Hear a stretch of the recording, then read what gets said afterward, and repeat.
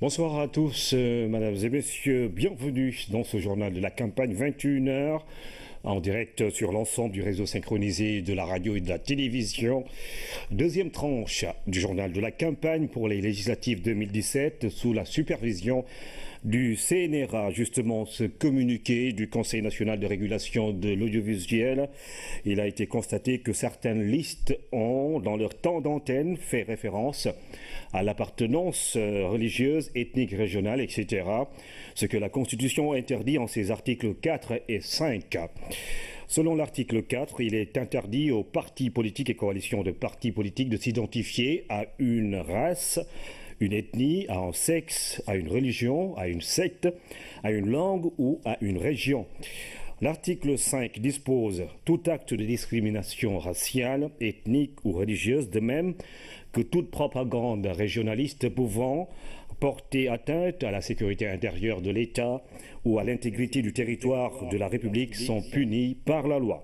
Le non-respect des dispositions ci-dessus citées peut entraîner la non-diffusion des émissions de la campagne électorale concernée. Le Conseil national de régulation de l'audiovisuel en appelle à l'esprit de responsabilité de tous les acteurs pour le strict respect de ces dispositions. Signé le Conseil national de régulation de l'audiovisuel. 23 listes vont s'adresser à présent à vous, chacune d'elles à 2 minutes. Voici pour démarrer la convergence d'initiatives pour le Sénégal, CIS. Assalamu alaikum mbokki Sénégal sañu parti convergence d'initiative pour le Sénégal mooy parti bi nga xam ne mooy seen parti yéen ñëpp ci itam devise am nekk entreprendre ensemble agir efficacement jiital ci programme am lépp loo xam ne day laal Sénégalais yëpp. loolu itam li nga xam ne moo tax ma koy wax mooy waxu ndóol ndax dama dem ci benn cérémonie religieuse chef de village ba wax ni bu ngeen demee ngeen wax président ñamu yónni woon ni leen ku feebar du tàccu ku dee du wote. loolu nag man li ma ci jël mooy lu mel ne ndóol dafa wër Sénégal nekk système léegi doo xam lu ko indi parce que sénégalais yoo xam ne sax dañuy fayeeku salaire am ci ñoo xam ne ci citoyens yi nga xam ne dañoo di guddoomu day dem ba nga xam ni presque ay ñu ndóol lañu. loolu nag moo tax ma ni nañu xoolaat programme yi fexe ba nga xam ne lépp lu ñuy def dana nekk loo xam ne day laal ñëpp. programme yi ñuy def nga xam ne day jël milliards yu bari ñu xool ba xam du ñu jël programme yoo xam ne par exemple day fexe ba ñu mën a am ndox pour ñëpp, électricité pour ñëpp, parce que fi ñu toll ci développement laajatul muy am population yoo xam ne amuñu ndox wala amuñu électricité. loolu itam tax itam ma wax ni bu ñuy def ay programme di def lu mel ne ay terre muy coûter ay 568 milliards nañu xool ba xam suñu chemin de fer bi nga xam ni bi ñuy dugg indépendance dañu am ay dëkk yu mel ne Sakal bi ma dëkk 5 trains journaliers. loolu aussi dama defe ni loolu moo ñu gënal ñun bu dee sañ côté bële loolu moo ñu gënal ñuy def tey jii ay programme yu mel noonu. kon nag ñi ngi ñaan waa Sénégal yëpp ñu wotal suñu liste bi ndax suñu liste bi mooy bi nga xam ni mooy xalaat Sénégal yëpp ci seen i coono.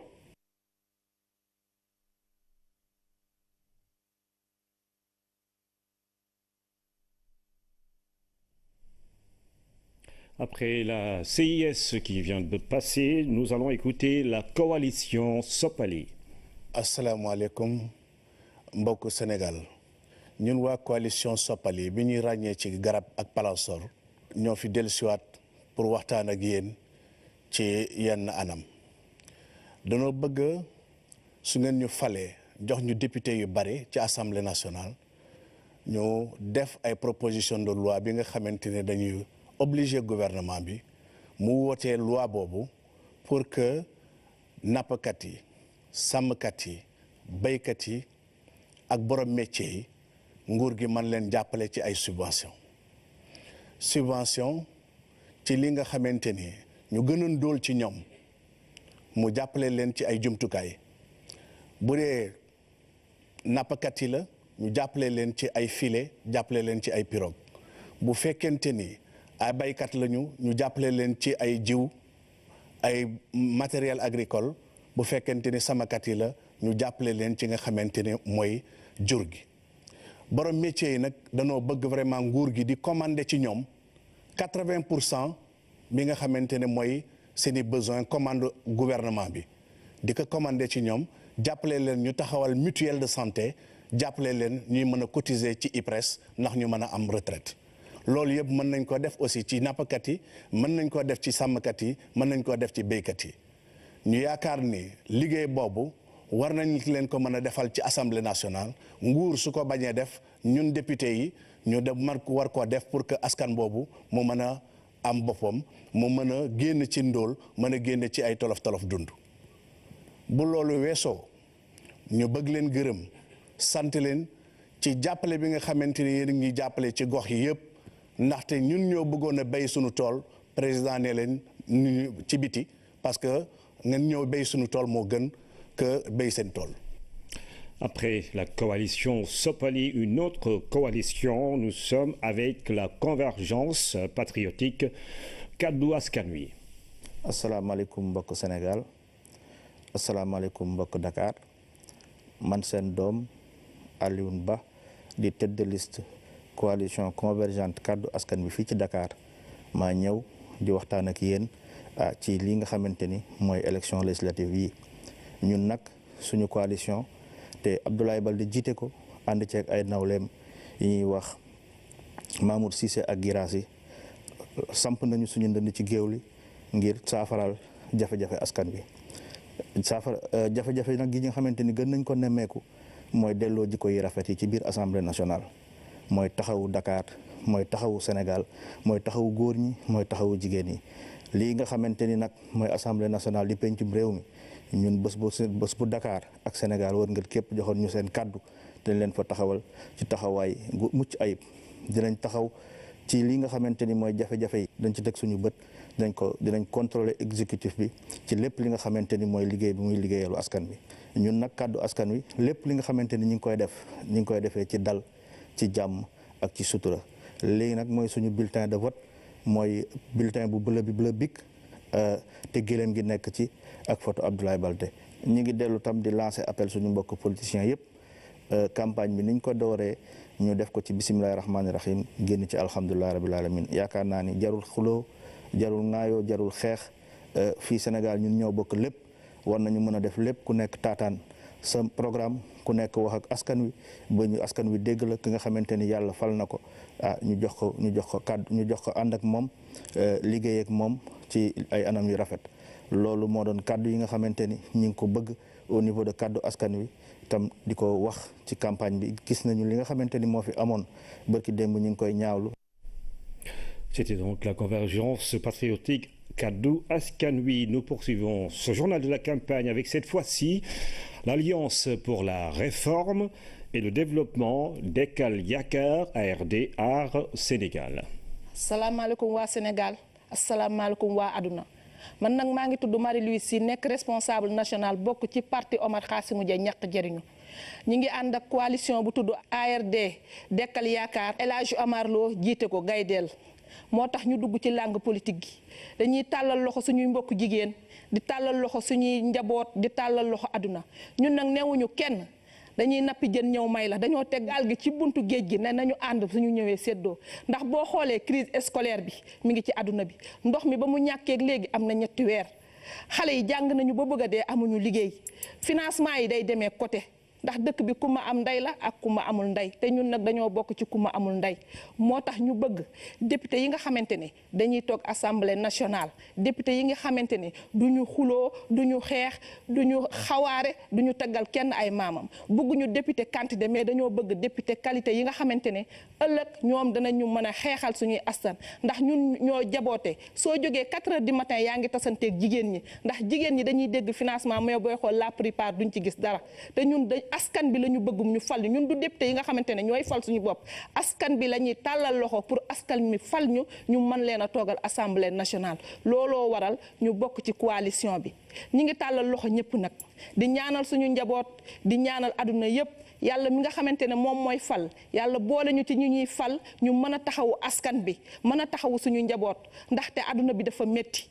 ndax àdduna bi dafa métti moo tax ñu dugg ci langue ndax léegi politique nit ñi seen bopp moo tax ñuy def te ñun nag suñu bopp taxul ñuy def moo tax ñu def dekkal yaakaar pour yaakaar mën a dekki ci Sénégal fii ñu toll ndax koo wax mu ne waxu politicien la waxu politicien yooyu nag moom la ñu bëgg mu dañ léegi nag ñu ngi nuyu ñëpp di gërëm ñëpp di gërëm waa Kër Massar samay mbokk di nëdëm Sénégal yëpp di wax ñu pour ñu votel ñu ndax liste bi mooy dekkal yaakaar. Déclaration de l'Alliance pour la réforme et le développement Aar Sénégal. À présent, mesdames et messieurs, voici la liste indépendante Mouvement pour la Renaissance, la Liberté et le Développement Moom Sa Bopp Mënal Sa Bopp. asalaamaaleykum mbokku Sénégal man la Abdourahmane Sarr jiite mouvement indépendant Moom Sa Bopp Mënal Sa Bopp ñun ñetti proposition lañ leen indil bu njëkk bi mooy yombal accès financement ñaareel bi mooy yokk cëru askan bi ci service public u santé ak éducation pour yokk qualité bi ñetteel bi mooy dooleel mairie yi ci alal tey dinaa leen faram-fàcceel bu njëkk bi mooy accès financement nit ki balaa muy moom boppam mënal boppam day am liggéey wala mu am entreprise buy dox bëgg-bëgg yaa ngi fi mën-mën yaa ngi fi waaye diggante bëgg-bëgg ak mën-mën xaalis mooy dox ci seen diggante xaalis bi nga xam ne mooy doxal koom-koomu réew financement bancaire moo koy def waaye 9 Sénégalais sur 10 amuñu compte bancaire loolu di problème bu njëkk bi ñaareel bi mooy taux d'intérêt yi ñuy teg askan bi dafa cher ci garantie yi leen laaj amuñu ko loolu moo tax jigéen ñi def tontine pour am accès financement sans intérêt sans garantie waaye loolu mënul tax ñu soxaliku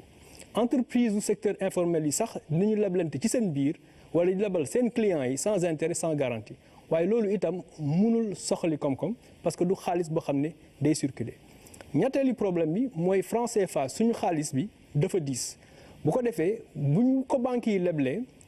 day génn réew mi ci ay importation bu ko defee suñu entreprise yi du ñu mën a jarle ñun am nañu solution ci loolu bu war a tax askan bi mën a am accès financement sans intérêt sans garantie li koy def mooy dañuy dugal xaalis bu bees boo xam ne SEN lañ koy tuddee banque centrale ak état bi nanguwuñ ko nee nañu xaalis boobu dafa nar a ñëw pour wujjee ak franc CFA ñu leen déedéet benn ñun bëggatuñu franc CFA dañ ko bëgg a soppi génn ci France ñaareel bi dañu bëgg a dugal xaalis bu bees boo xam ne day ñëw mottali ko askan bi yëpp mën ci jot député yi mën nañ ci dara bu ko defee xaalis boobu am France ak Suisse ak feneen mën a am fii ci Sénégal bu subaa incha allah dinaa leen faram-fàcceel xaalis boobu naka la war a doxee. Nous sommes sur le réseau synchronisé de la RTS Radio et Télévision. Voici pour la deuxième tranche la coalition Benno Bokk Yaakaar. salaamaaleykum waa Sénégal dama bëgg waxtaan ak yéen tey ci pourquoi juróom dëkk yi seq Ndar lu tax ñu war a voter liste bu nga xam ni le premier ministre Abdallah Dionne moo ko jiite muy la liste Benno Bokk Yaakaar waxuma sax président de la République fi mu fekkoon dëkk bi ak fu mu ko indi léegi ci wàllum koom-koom 2011 taux de croissance jëlee ko 1,8 actuellement ñu ngi séntu 17%. waxuma aussi maanaam alal réew mi nuñ ko delloo askan bi ci wàllum bourse familiale ci wàllum CMU mais aussi ci wàllum ay ambulance ak santé yooyu yëpp waaye damay romb foofu yëpp ñu ci Ndar nga xam ni président de la République am na loo xam ni def na ko fi sama mbokkum gën Ndar yële ñi nga xam ni ree jóge woon na fa delloo si na yaakaar bi parce que indi na leen ay motoru gaal tuumuranke naroon na fa am ñu jóge Mauritanie ñëw fii mu jox leen ay jumtuwaay jox leen lépp waxuma sax aussi maanaam à travers aussi la commune état bi nu mu leen jàppalee Ndar leer nañ Ndar set wecc waaye aussi infrastructure yi ñu fi def yi hôpital Ousmane Ngom ba nga xam ni maanaam boo fa doon dem day ay taataala tey jii tali ngay dugg nga fay duggee tali nga fay génnee waxuma aussi maanaam jig ba nga xam ne jig na ko waa Ndar judd nañ fi yaroon nañ fi màgg nañ fi waaye mosuñu xalaat am gaz mosuñu xalaat am pétrole tey jii pétrole bi nga xam ni génn na ci wàllu Sénégal waaye wax gaz bi nga xam ni génn na ci Ndar bu ëllëgee dëkk yi seq Ndar yëpp maanaam bu neexee la dëkk yooyu dana naat parce que fii rek ñetti at ñeenti at bu ñu ñëwee Ndar gi daañu xam ni Ndar xar-xaru Ndar maanaam dana changé loolu moo tax ñun waa département Saint-Louis ak juróomi dëkk yi nga xam ne seq nañ ko yëpp ñun amuñu droit maanaam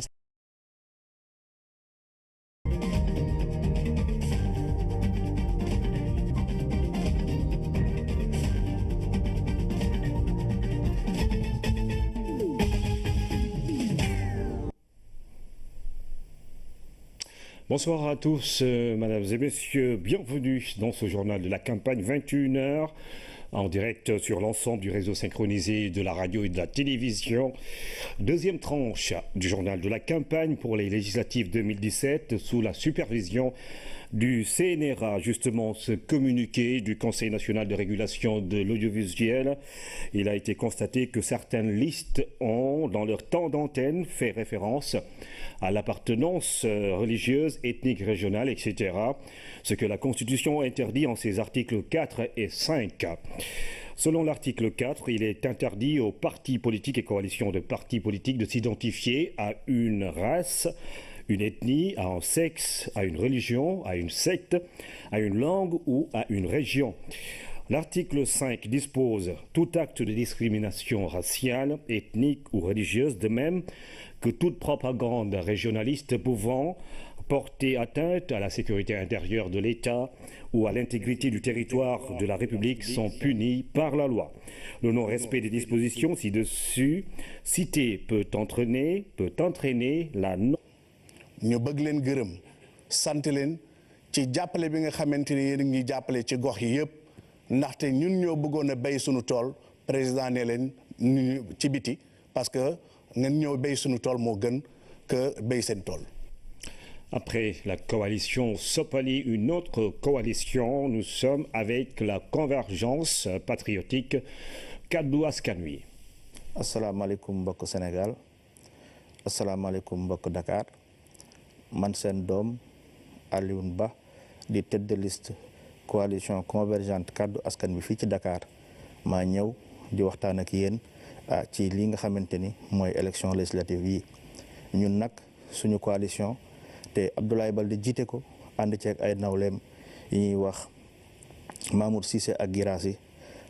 samp nañu suñu ndënd ci géew li ngir saafaral jafe-jafe askan bi jafe-jafe nag gi nga xamante ni gën nañ ko nemmeeku mooy delloo jikko yi rafet yi ci biir assemblée nationale mooy taxawu Dakar mooy taxawu Sénégal mooy taxawu góor ñi mooy taxawu jigéen ñi lii nga xamante ni nag mooy assemblée nationale di pencum réew mi ñun bés bu Dakar ak Sénégal war nga képp joxoon ñu seen kàddu dañ leen fa taxawal ci taxawaay gu mucc ayib dinañ taxaw ci li nga xamante ni mooy jafe-jafe yi dañ ci teg suñu bët dinañ contrôler exécutif bi. Diffusion des émissions de la campagne électorale concernée, le Conseil national de régulation de l'audiovisuel en appelle à l'esprit de responsabilité de tous les acteurs pour le strict respect de ces dispositions. Signé le Conseil national de régulation de l'audiovisuel. 23 listes vont s'adresser à présent à vous, chacune d'elles à 2 minutes. Voici pour démarrer la convergence d'initiatives pour le Sénégal, CIS. asalaamaaleykum mbokki Sénégal sañu parti convergence d'initiative pour le Sénégal mooy parti bi nga xam ne mooy seen parti yéen ñëpp ci itam devise am nekk entreprendre ensemble agir efficacement jiital ci programme am lépp loo xam ne day laal Sénégalais yëpp. loolu itam li nga xam ne moo tax ma koy wax mooy waxu ndóol ndax dama dem ci benn cérémonie religieuse chef de village ba wax ni bu ngeen demee ngeen wax président ñamu yónni woon ni leen ku feebar du tàccu ku dee du wote. loolu nag man li ma ci jël mooy lu mel ne ndóol dafa wër Sénégal nekk système léegi doo xam lu ko indi parce que sénégalais yoo xam ne sax dañuy fayeeku salaire am ci ñoo xam ne ci citoyens yi nga xam ne dañoo di guddeewu mu day dem ba nga xam ni presque ay ñu ndóol lañu. loolu nag moo tax ma ni nañu xoolaat programme yi fexe ba nga xam ne lépp lu ñuy def dana nekk loo xam ne day laal ñëpp. programme yi ñuy def nga xam ne day jël milliards yu bari ñu xool ba xam du ñu jël programme yoo xam ne par exemple day fexe ba ñu mën a am ndox pour ñëpp électricité pour ñëpp parce que fi ñu toll ci développement laajatul muy am population yoo xam ne amuñu ndox wala amuñu électricité. loolu itam tax itam ma wax ni bu ñuy def ay programme di def lu mel ne ay terre muy coûter ay 568 milliards nañu xool ba xam suñu chemin de fer bi nga xam ni bi ñuy dugg indépendance dañu am ay dëkk yu mel ne Sakal bi ma dëkk 5 trains journaliers loolu aussi dama defe ni loolu moo ñu gënal ñun bu dee sañu côté bële loolu moo ñu gënal ñuy def tey jii ay programme yu mel noonu. kon nag ñi ngi ñaan waa Sénégal yëpp ñu wotal suñu liste bi ndax suñu liste bi mooy bi nga xam ni mooy xalaat Sénégal yëpp ci seen i coono.